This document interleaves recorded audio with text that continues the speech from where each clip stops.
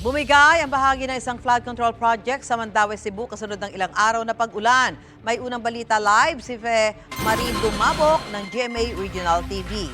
Fe? Susan, ayon sa mga residente rito sa Barangay Paknaan na simula kahapon hanggang sa mga oras na ito, wala pa ring mga kawani o tauhan ng DPWH o maging ng kontratista ng flood control project dito sa Butuanon River, sa kung saan bumigay ang bahagi ng proyekto.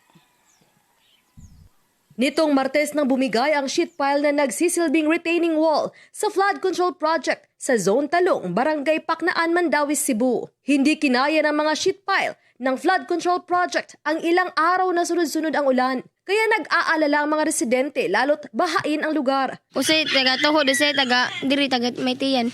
So kanang gihimo diha nga alis sa sapa, wag yun na magsilbi. Wala kay kon wa pa man nahuman dira.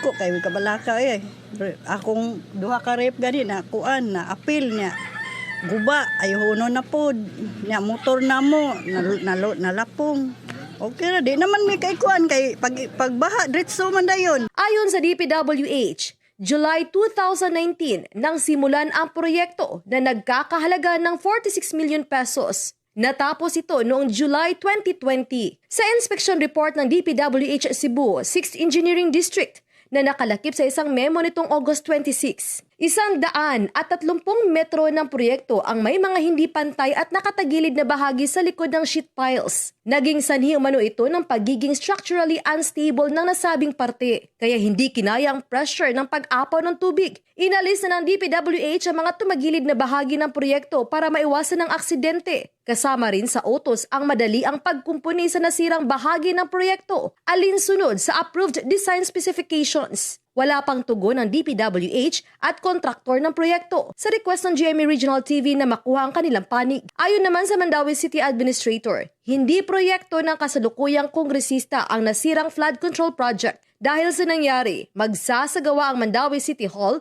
ng inspeksyon sa retaining walls para malaman ang kondisyon nito. Actually, nakaagiman mi dahil napita itong last week. Ito nag-random inspect namin. At that time, wala pa man ito gumawa. Kita mi dahil napit sa situation. Malagi na, magpadayon na siguro random. Kaya taas magugay ng Butuanon sa...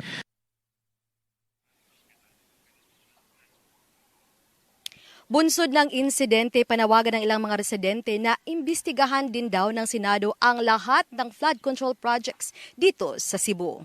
Susan? Maraming salamat, Fe Marie Dumabok ng GMA Regional TV.